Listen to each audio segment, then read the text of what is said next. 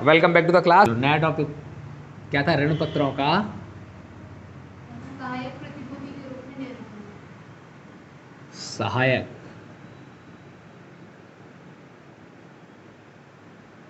प्रतिभूति के रूप में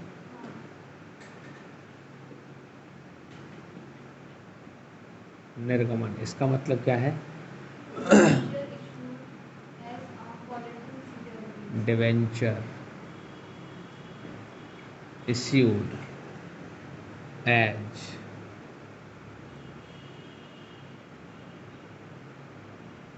सिक्योरिटी। हाँ, अच्छा, LLATE, अब सही है। अब बात समझो ये क्या है।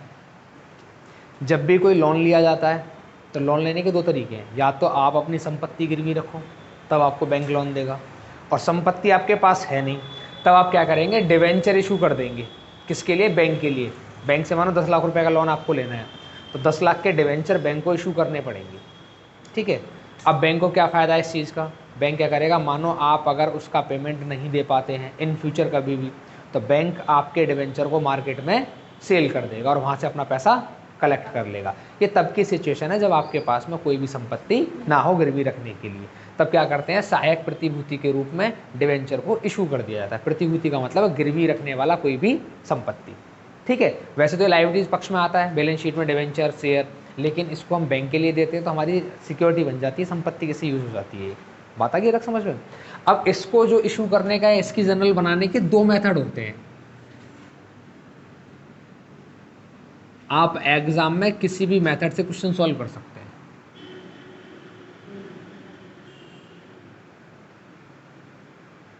लेकिन अगर क्वेश्चन में दिया है कि फर्स्ट मेथड लगाओ और सेकंड मेथड लगाओ, तो फिर उसी मेथड सॉल्व करना पड़ेगा तुमको। फर्स्ट मेथड में क्या है? आपको जर्नल भी बनानी पड़ेगी और साथ में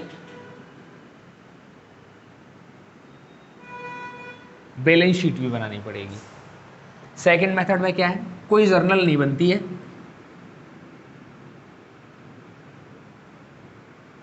सिर्फ बैलेंस शीट बनती है हमेशा। बात आ गया तक समझ लो? एग्जाम्पल से समझो।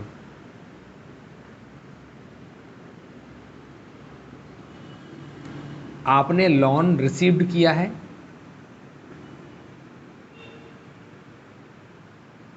1 लाख रुपए का, और जो डिवेंचर इशू किए हैं सिक्योरिटी में, वो किए हैं 1,20,000 रुपए की। जब आपने लोन लिया तो लोन से ज़्यादा आपको डिवेंचर देने पड़े। ठीक है। तो इसमें क्या करेंगे? पहले इसकी जर्नल बनानी पड़ेगी हमको। तो जर्नल कैसे बनाएंगे? पहले तो लोन जो रिसीव्ड किया उसकी एंट्री बनेगी 1 लाख रुपए की। कैसे बनाएंगे इसको? Bank account debit to bank loan account. ठीक है, ऐसे एंट्री बनाएंगे। इसको लिखेंगे बीइंग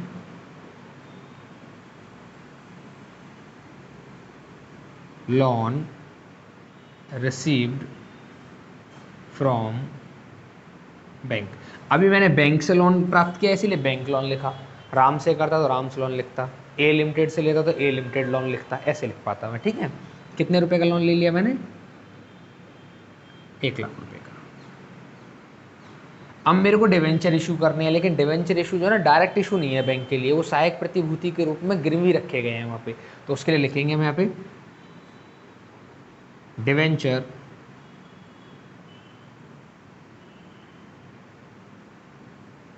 सस्पेंस अकाउंट डेबिट, और टू जितने परसेंट वाला डिवेंचर रहेगा, परसेंट डिवेंचर अकाउंट।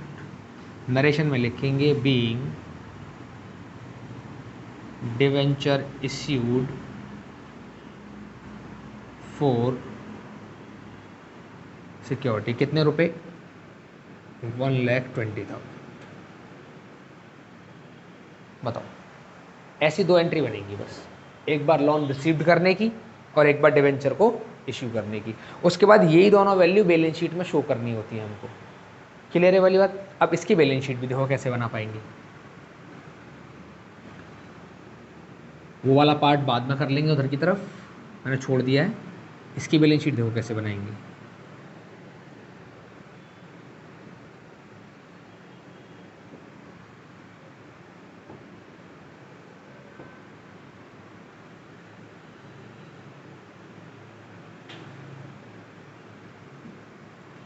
इधर पहला हेड रहता है इक्विटी एंड लायबिलिटीज़ का, इसमें भी रहेगा पहले शेयर होल्डर फंड्स, और फिर रहेगा इसमें शेयर कैपिटल। तो कैपिटल तो कोई रहेगी नहीं हमारे पास। इसके बाद दूसरा पॉइंट रहेगा इसमें reserve and surplus. Reserve and surplus भी नहीं रहेगा। अच्छा एक बात समझो, अगर बैलेंस शीट में जरूरी नहीं है कि तुम सारी वैल्यू लिखोगे, जो वैल्यू आपको नहीं है क्वेश्चन में वो वैल्यू आप मत लिखो, डायरेक्ट उसमें बी पॉइंट बनाओ, सी पॉइंट बनाओ, नॉन करंट लायबिलिटीज का और डिवेंचर का अमाउंट लिख दो। ये भी आप कर सकते हो सीधा सीधा। बात समझ पा रहे एकदम ये? ठीक है। तो अब करेंगे क्या, अगर हम सी पॉइंट बनाएंगे और यहाँ क्या आएगा, नॉन करंट लायबिलिटीज़, और नॉन करंट लायबिलिटीज़ में जो डिवेंचर आपने इशू किए हैं तो यहाँ लिखेंगे डिवेंचर अकाउंट। कितने के डिवेंचर इशू किए हैं आपने? 1,20,000 रुपये। और दूसरा क्या रहेगा आपका इधर, बैंक लोन अकाउंट। कितना बैंक लोन लिया है आपने? 1,00,000 रुपये। तुरंत इसका टोटल लगाएंगे, ये बन जाएगा हमारे पास टोटल लायबिलिटीज कितने रुपए का। असेट्स का कॉलम नहीं बनाना होता है। अगर क्वेश्चन में इन्फॉर्मेशन दी है तो असेट्स का कॉलम बनाना है, और क्वेश्चन में इन्फॉर्मेशन नहीं है तो असेट्स का कॉलम नहीं बनाना है। लायबिलिटीज को बना के ही छोड़ देना है इसको। क्लियर है की बात समझ में? अब दूसरा जो मेथड है ये वाला, ये जो मेथड है, इस मेथड में करना क्या होता है कि ऐसे जर्नल एंट्री नहीं बनेंगी, सिर्फ बैलेंस शीट बनेगी, और बैलेंस शीट में भी सिर्फ बैंक लोन लिखा जाएगा, बाकी कुछ लिखा ही नहीं जाएगा, बस एक अमाउंट। बात समझ गए वाली? इसकी बैलेंस शीट इधर बना देता हूँ, या फिर दूसरी बनाता हूँ, है ना? इसको रफ करके फिर से बनाएंगे एक बार।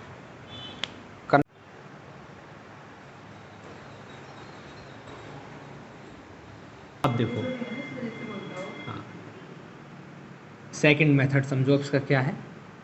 और सेकंड मेथड में मैंने क्या बताया था कि सिर्फ आपको बैलेंस शीट बनानी है। अब बैलेंस शीट में क्या बताया था मैंने, अभी भी सिर्फ बैंक लोन लिखना है, बाकी कुछ लिखना ही नहीं है।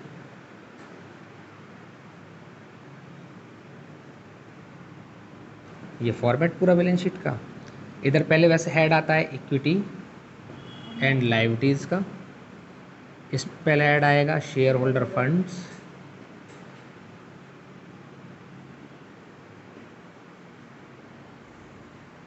फिर आएगा शेयर कैपिटल, लेकिन है नहीं तो लिखना भी नहीं है फिर आपको, है ना? लेकिन फिर भी मैंने इधर लिख दिया है। बी पॉइंट आएगा रिजर्व एंड सरप्लस का, ये भी नहीं दिया होगा, ये भी नहीं लिखना है। इसके बाद में आएगा सी पॉइंट इधर नॉन करंट। वो क्वेश्चन पे डिपेंड करेगा कि बैंक लोन जो है वो करंट लायबिलिटीज में आ रहा है या नॉन करंट में आ रहा है। 12 महीने से कम का पेमेंट है तो करंट में आएगा, और 12 महीने से ज़्यादा का है तो नॉन करंट में आएगा। तो यहाँ लिखेंगे सीधा बैंक लोन कितने का लिया था हमने, 1,00,000 रुपये का।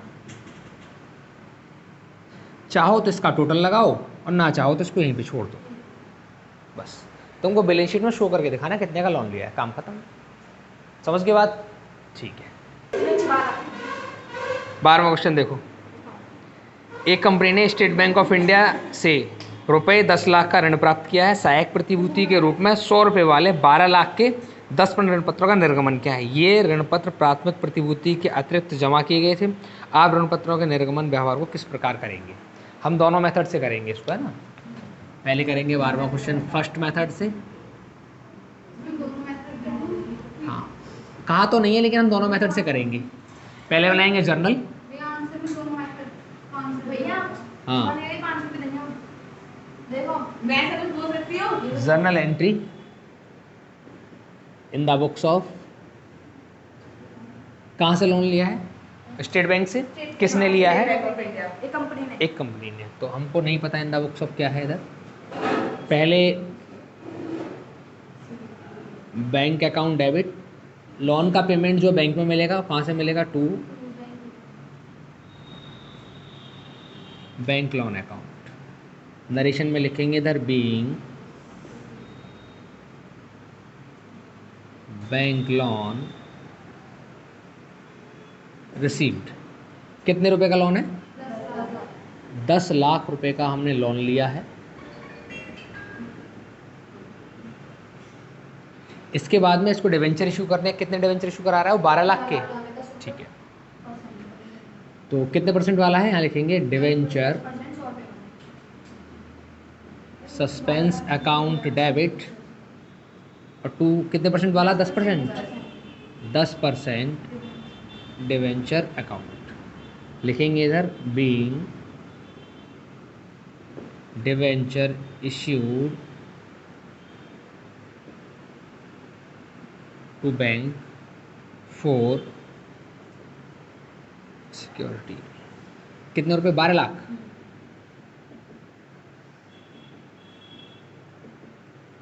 ये तो भी जनरल एंट्री खत्म, ये बनेंगी बस। ठीक है, अब इसके बाद में हम बैलेंस शीट बनाएंगे। इधर मैं इधर ही बना देता हूँ बैलेंस शीट।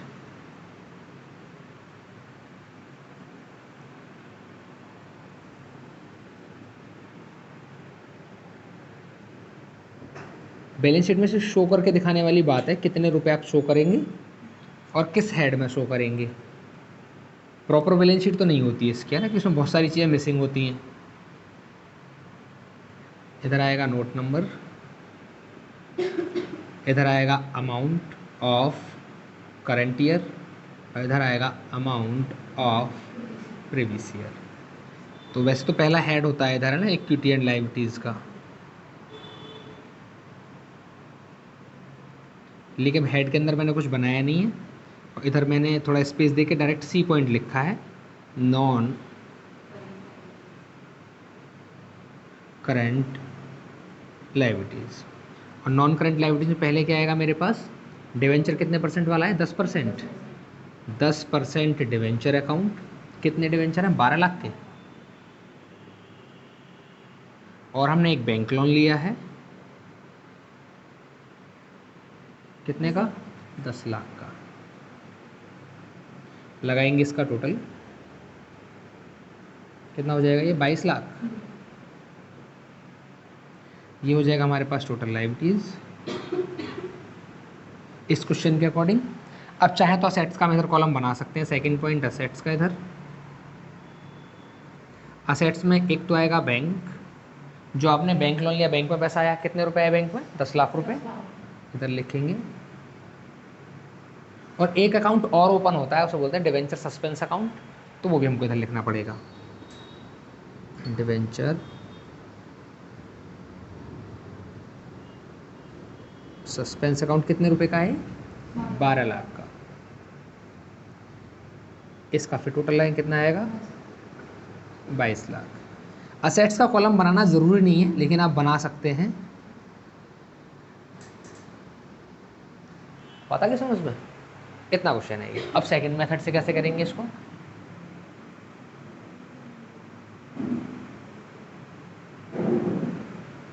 सेकंड मेथड में क्या, सिर्फ बैलेंस शीट आपको प्रिपेयर करनी है और एक ही अमाउंट लिखनी है बस उसमें। पहला हेड क्या है? इक्विटी एंड लायबिलिटीज का। इसमें भी थोड़ा स्पेस दे के सी पॉइंट बना लो डायरेक्ट। क्या? Non current liabilities. और एक ही वैल्यू आएगी इसमें, क्या? बैंक लोन 10 लाख रुपए। बस इसमें ना तो कोई असेट शो करनी है और ना फिर कोई लायबिलिटीज शो करनी है। टोटल भी नहीं लगाना, लिख के छोड़ देना है बस 10 लाख। बात समझ गए? तो सेकंड मेथड क्वेश्चन पूछा नहीं जाता एग्जाम में कभी, फर्स्ट मेथड से ही करना है जब भी करना है, जनरल एंट्री के साथ में। ठीक है, समझ गए बात? गुड।